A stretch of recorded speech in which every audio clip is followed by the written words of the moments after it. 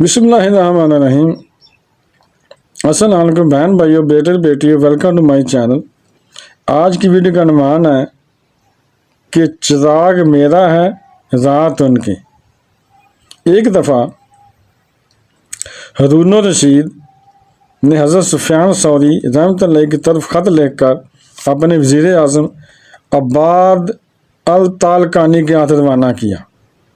عباد کہتا ہے کہ باوجود یہ کہ تمام طلباء کو معلوم ہو گیا تھا کہ امیر المومنین ہارون الرشید کا وزیر اعظم ہے، یعنی کہ بادشاہ تھا ہارون الرشید، اس نے اپنے وزیر اعظم کے ہاتھ ایک خط بھیجا اپنے استاد کو۔ اس کا استاد کا جو دینی استاد تھا، مدرسے میں رہتا تھا، اس کو خط بھیجا وزیر اعظم کے ہاتھ۔ تو وہ جو عباد تھا، وزیر اعظم کا نام عباد تھا، وہ کہتا ہے کہ امیر المومنین ہارون الرشید کا وزیر اعظم، یعنی انہیں پتہ تھا، استاد کو بھی پتہ تھا، ان کے شاگردوں کو بھی پتہ تھا کہ یہ ہارون الرشید کا وزیر اعظم ہے۔ لیکن وہاں جب میں پہنچا تو میرا گھوڑا کسی نے بھی نہ پکڑا۔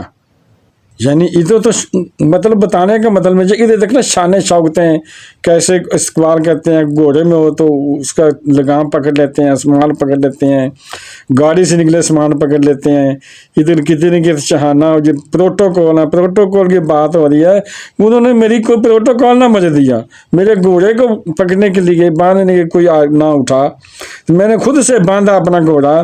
جب مجلس میں حاضر ہوا، جب مجلس میں گیا، تب بھی کسی نے میری پرواہ نہ کی، کسی نے میری پرواہ ہی نہیں کی کون آیا کون نہیں آیا، نہ میری تو التفات کی کہ بلکہ حضرت سفیان ثوری رحمۃ اللہ نے تو مجھے دیکھ کر فوراً نماز کی نیت باندھ لی۔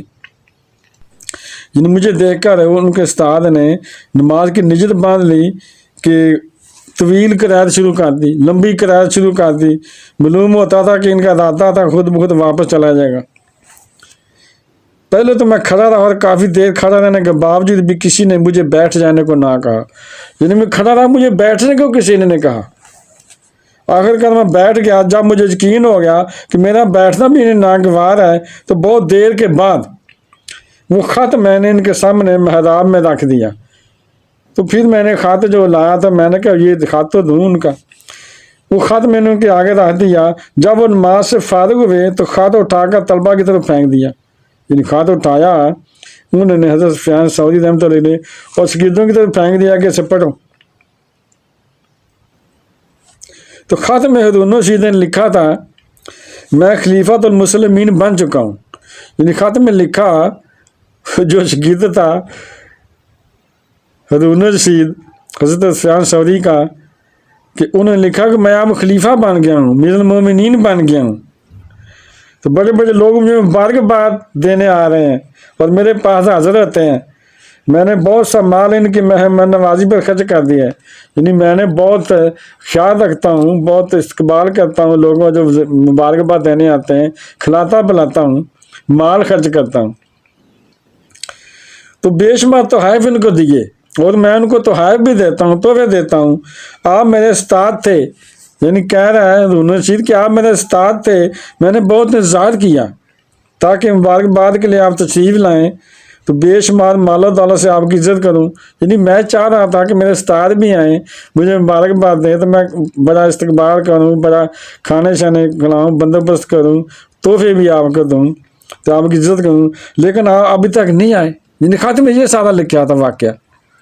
تو فوراً تشریف لائیے، اور نیچے لکھا کہ آپ فوراً آئیے۔ آپ نے فرمایا اسی کال کے دوسری طرف جواب لکھو۔ جب یہ سارا سنا نا، خط پڑھ کر سنا، حضرت سفیان ثوری رحمۃ اللہ نے ہارون الرشید کا جو بیان کیا تھا امیر المومنین کا، کہ انہوں نے کہا کہ تو آپ نے فرمایا کہ اسی خط کے پیچھے جواب لکھو اور دوسرا نیا کاغذ بھی لینے کی ضرورت نہیں ہے۔ تو کسی نے عرض کیا کہ حضور بادشاہ فقط کی طرف سے کھاتا جانا ہے، یعنی خط جو بادشاہ کی طرف جانا ہے، جو آپ نے لکھنا ہے، تو کوئی دوسرا کاغذ لے لیجیے، صاف کاغذ اور لے لیجیے، نیا کاغذ۔ تو آپ نے فرمایا، حضرت سفیان ثوری رحمۃ اللہ فرمایا کہ اگر یہ کاغذ اس کے حلال مال سے ہیں تو اس سے اپنا مال حلال پہنچ جائے گا، اور اگر مال حرام سے ہے تو ہمارے ہاں حرام کا مال رہنا جائز نہیں ہے۔ یعنی اسی کے پیچھے لکھیں گے، اگر جو حلال ہے تو ٹھیک ہے، پہنچ جائے گا واپس ہی، اگر حرام کا جو کاغذ ہے تو پھر ہم اسے حرام ادھر نہیں رکھ سکتے، واپس ہی بھیجیں، اس لیے اس پر لکھنا جواب اسی کی بیک سائڈ پر کہ واپس انہیں کا مال حرام ہے انہیں کے پاس ہی چلا جائے۔ سبحان اللہ۔ بہرحال اسی کال کی دوسری طرف لکھو، یعنی لکھا بعد سلام مسنون، تو نے مجھے اس بات پر گواہ بنا لیا ہے، یعنی جو باتیں اس نے لکھی تھی نا اس پر آپ نے لکھا کہ آپ نے مجھے گواہ بنا لیا ہے، یعنی مجھے بتا دیا میں گواہ بن گیا ہوں کہ جو رقم غربا، مساکین، بیوگان اور یتامہ یعنی یتیموں کے حق کی تھی، ان پر خرچ ہونی تھی، وہ تو نے متمول آدمیوں پر خرچ کر کے غریبوں کا حق ضائع کر دیے۔ یعنی جو چیز حکومت میں ہوتی ہے غریبوں کے لیے، مسکینوں کے لیے، وہ تم نے اپنا ان پر لوگوں خرچ کر دیا، جو تمہیں مبارکباد دینے آتے ہیں ان پر خرچ کر دیے، کہ آپ نے اس چیز پر مجھے گواہ بنا لیا ہے، جن مجھے بتایا ہے کہ میں بڑا استقبال کرتا ہوں، تحفے دیتا ہوں، یہ کرتا ہوں، وہ کرتا ہوں، لہٰذا کل قیامت کے دن میں یہ گواہی دوں گا۔ اور یہ بھی لکھا کہ میں اب قیامت کے دن گواہی دوں گا کہ تم نے گواہ بنا لیا، مجھے پتہ چل گیا، گواہی دوں گا کہ تم نے مسکینوں غریبوں کا حق ضائع کر دیا، کمزور اور ضعیف لوگوں کے حقوق ادا نہ کیے، تو نے لکھا ہے کہ مبارکبادی کے لیے بڑے بڑے لوگ آئے ہیں۔ میں کہتا ہوں بجائے مبارکبادی اور تہنیت کی تیری تہنیت کرنی چاہیے۔ یہ تو کہتا ہے نا مبارکباد دو، تو میں کہتا ہوں تیری لعنت بھیجنے پر چاہیے، تیرے پر تہنیت کرنی چاہیے، جیسے کہ بندہ مر جائے، یہ تیرا اندر مر گیا، تیرا دل مر گیا ہے، تہنیت کرنی چاہیے، کیونکہ قریب ہی تو سخت امتحان میں آنے والا ہے، یعنی سخت امتحان میں قریب آنے والا، موت آنے والی ہے، پھر پوچھا جائے گا تجھ سے جس کا سامان نجات تیرے پاس بالکل نہیں ہے، جو تو نے سامان بالکل ہی نہیں بنایا آخرت کے لیے، قبر کے لیے، تو دنیا پر فخر کر رہا ہے اور چند دن کی مردار دنیا پر سراتا ہے، فخر کر رہا ہے، جو دنیا مردہ ہے، فانی ہے، فنا ہونے والی ہے، حالانکہ اس نے تجھے یاد خدا سے غافل کر کے نا عاقبت اندیشی کی وجہ سے بہت سی رحمت سے تجھے دور کر دیا۔ اس طرح کا مضمون لکھوا کر عبدالتالکانی کی طرف پھینک دیا اور فرمایا یہ لے جا اسے دے دو۔ اس کے وزیر اعظم کا جو کاسد تھا بن کر آیا تھا، خط لکھ کر اسے پکڑا دیا، پھینک دیا، جا لے جا اسے دے دو جا کے۔ اب بعد کہتا ہے وہ وزیر اعظم کہتا ہے ان کے خط کا اور اس مجلس کا ایسا اثر مجھ پر ہوا، یعنی سارا واقعہ یہ دیکھ کر مجھ پر ایسا اثر ہوا کہ دل چاہتا تھا دنیا پر نہ مکان کی ضرورت ہے، نہ ہی گھر و زر کی ضرورت ہے، گھر زر کو چھوڑ کر جاتے خدا میں رہنا چاہیے، لیکن وہاں تو کچھ نہ کر سکا، دنیا میں اب کم کچھ نہیں کر سکے۔ باہر آیا، وہ بات آیا تو زور زور سے رویا، زور زور سے رونے لگا، آواز بلند کی، پکارا کوئی ہے، اور پکارنے لگا اونچی اونچی سے کہ کوئی ہے جو میرے جو بدن والے قیمتی کپڑے لے لے۔ وزیر اعظم تھا نا، قیمتی کپڑے پہنے تھے، ہاتھ شنگار کیا تھا، انگوٹھیاں سونے کی چاندی کی پہنی تھی، اونچی اونچی رونے لگا، آوازیں دینے لگا کوئی ہے جو میرے قیمتی کپڑے لے لے اور غریبوں والا لباس مجھے دے دے، میں نے توبہ کر لی ہے۔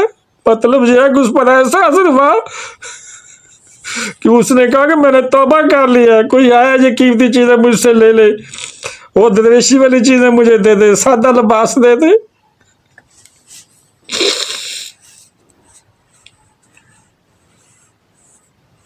چنانچہ غریب لوگ آئے، یعنی اس کے وعدے سن کر غریب لوگ آ گئے، انہوں نے میرا ریشمی لباس اور سونے کی زنجیریاں وغیرہ اتار کر، یعنی ان سے مجھے قیمتی چیزیں غریبوں نے لے لی اور مجھے سادہ لباس دے دیا۔ وہاں سے گھوڑے کے ہاتھ میں پکڑ کر پیدل چلتا ہوا میں بغداد پہنچا، وہاں پھر میں گھوڑے پر بھی نہیں بیٹھا، وزیر کہتا میں پھر گھوڑے پر بھی نہیں بیٹھا، ایسی میری کایا پلٹ چکی تھی۔ گھوڑا چونکہ ذاتی نہ تھا بلکہ حکومت کا تھا، اس لیے وہ کسی کو نہ دے سکا، لیکن اگر گھوڑا میرا ہوتا نا تو وہ بھی میں لوگوں کو دے دیتا، غریبوں میں دے دیتا، وہ چونکہ حکومت کا تھا اس لیے میں نے واپس کرنا تھا۔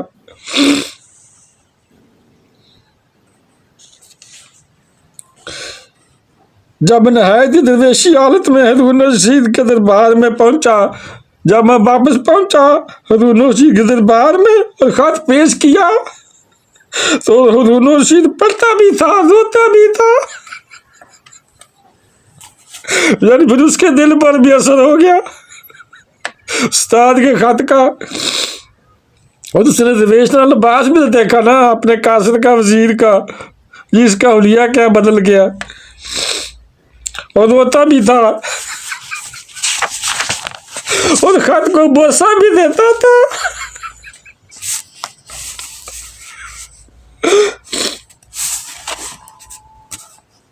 اور کرام جی نے اس نے وہ خط رکھ لیا۔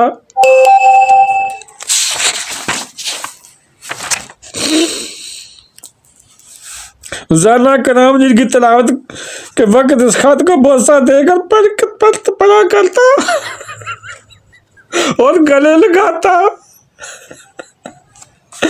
آنسو بہاتا، مرتے دم تک اس خط کو پڑھتا رہا۔ بعد نے کہا میں امیر المومنین کے دروازے پر ننگے پاؤں پہنچا تو مجھے دربار نے سختی سے جھنجھوڑا، پھر میرے واسطے اجازت دی گئی کہ اندر آ جاؤ۔ میں ہارون کے سامنے ہوا تو مجھے اس حالت میں دیکھ کر کھڑا ہو گیا،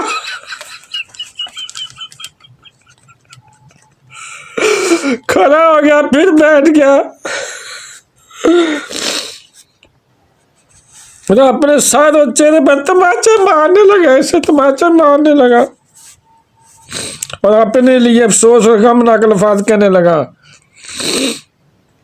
کہتا رہا کہ ایلچی تو فیض یاب ہو گیا اور بھیجنے والا محروم رہا، اور یہ کہنے لگا کہ جس کو بھیجا میں نے، میرا قاصد، وہ تو فیض یاب ہو گیا، اس کو فیض مل گیا اور میں بے فیض ہی رہ گیا، مجھے کچھ نہیں ملا، میں محروم رہا۔ میرے لیے دنیا اور حکومت کس کام کے جو ختم ہونے والے ہیں، میرے لیے اب یہ دنیا اور حکومت کس کام کی ہیں جو ختم ہونے والی چیز ہے۔ میں نے خط اسے دیا تو خط کھلا ہوا ہی تھا جیسے کہ مجھے دیا گیا تھا، تو ہارون اسے پڑھتا رہا اور روتا رہا، اس کی آنکھیں روتے روتے سوج گئی۔ لم یزل کتاب سفیان الی جنبی ہارون یقرأ عند کل صلاۃ حتی توفی رحمہ اللہ تعالی۔ وہ خط ہارون کے پاس ہمیشہ رہا، ہر نماز کے وقت اسے پڑھتا تھا، فوت ہونے تک اسے پاس رکھا۔ اللہ تعالیٰ اس پر رحم فرمائے، آمین ثم آمین۔ تو بہن بھائیو، بیٹے بیٹی، اگر آپ کو میری یہ ویڈیو اچھی لگی ہے تو اسے صدقہ جاریہ سمجھ کر آگے شیئر کر دیں، اور اگر ابھی تک آپ نے میرے چینل کو سبسکرائب نہیں کیا تو لازمی کر دیں اور بیل کو دبا کر آل پر کلک کر دیں تاکہ میری آنے والی اچھی سے اچھی ویڈیوز آپ کو ملتی رہیں۔ تو چلو ملتے ہیں نیکسٹ ویڈیو میں۔ السلام علیکم، خدا حافظ۔